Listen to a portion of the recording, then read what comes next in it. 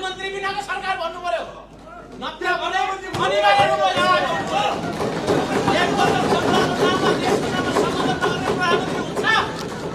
माननीय सदस्यहरू सभामुखले केही भन्न मिल्छ? माननीय सदस्यहरू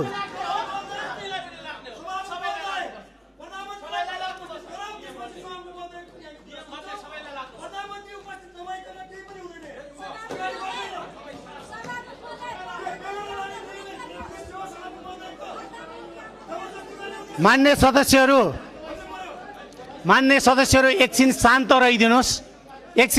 रहिदिनुहोस्, केही कुरा सुनिदिनुहोस्, त्यसपछि म तपाईहरुलाई आफ्नो कुरा राख्ने मौका पनि दिन्छु।